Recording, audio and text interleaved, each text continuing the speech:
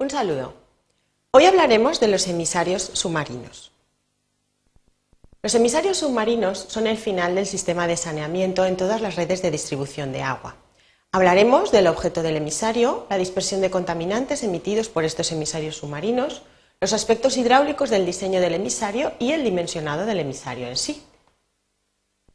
El objetivo que pretendemos es conocer cómo se comporta el emisario y, sobre todo, cómo se diseña desde el punto de vista hidráulico y para cumplir los objetivos de dispersión de contaminantes en el mar, que es para lo que se ha pensado.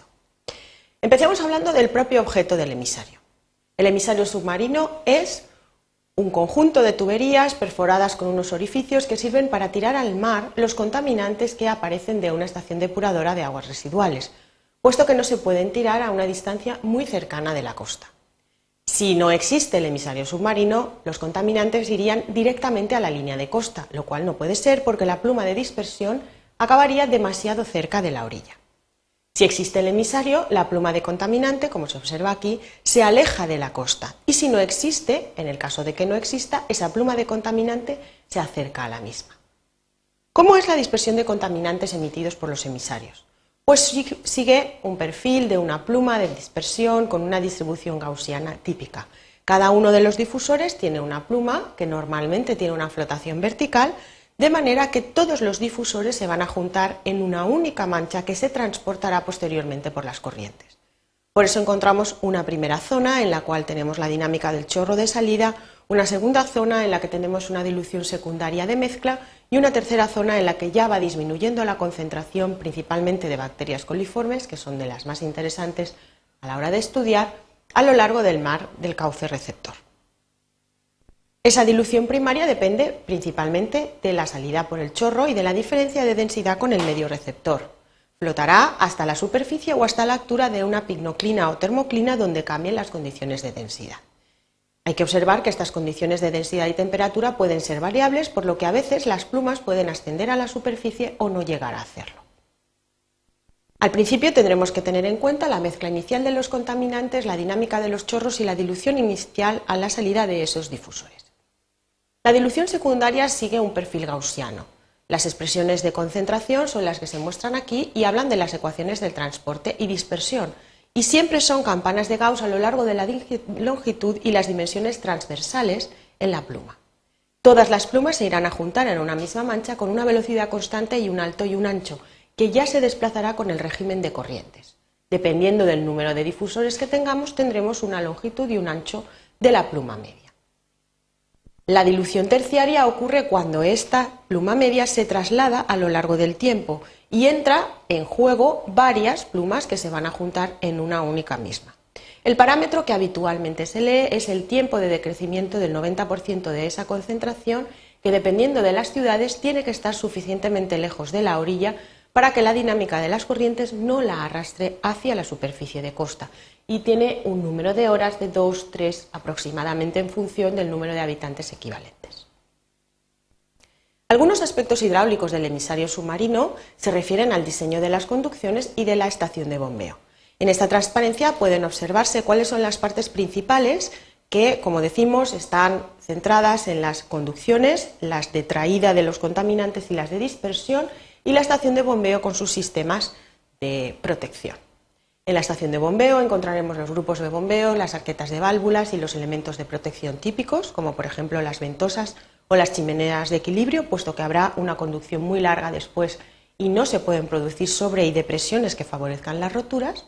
Y en las conducciones encontraremos tanto el tramo difusor, con una longitud más bien larga, como el tramo de los difusores, en los cuales tendremos a continuación de la tubería principal la orientación de las bocas de salida. El dimensionado del emisario debe de realizarse primero en base a criterios de dispersión, después, cuando ya se conoce la longitud del tramo difusor y la longitud del tramo de transporte, debe de calcularse hidráulicamente para finalmente hablar del dimensionado hidráulico en régimen no permanente y acabar la estación de bombeo y todos los sistemas de protección.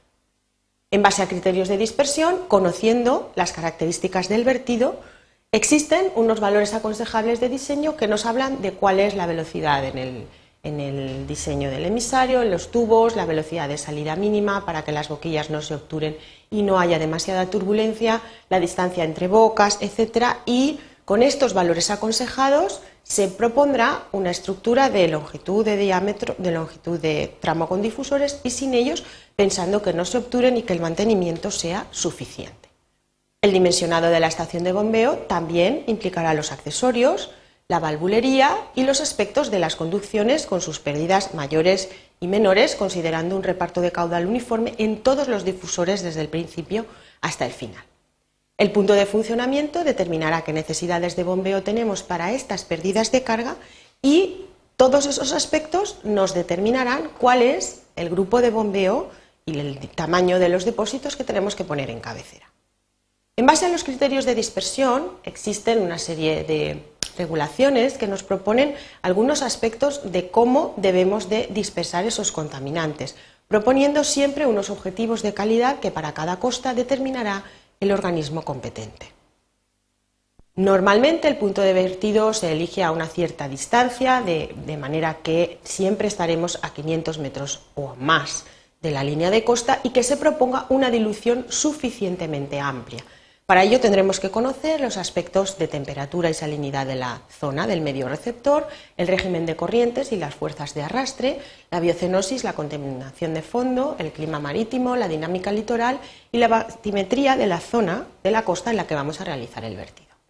Con ello, el diseño del tramo difusor nos dice a qué distancia pueden empezar la salida de los contaminantes en las primeras bocas, a qué distancia termina y cuáles son las dimensiones de profundidad alto de la pluma y longitud de la misma en ese caso. Observaremos la estratificación y determinaremos cuáles son esas características de la pluma, verificando que se cumplen los valores de dilución y que por tanto el emisario que hemos diseñado es suficientemente útil para la dispersión. Los objetivos de calidad deben comprobar que en cualquiera de los puntos de la línea de costa la dilución es suficiente, por lo tanto la concentración es por debajo de unos valores adecuados con respecto a todo tipo de emisiones, valga la redundancia, desde el emisario submarino.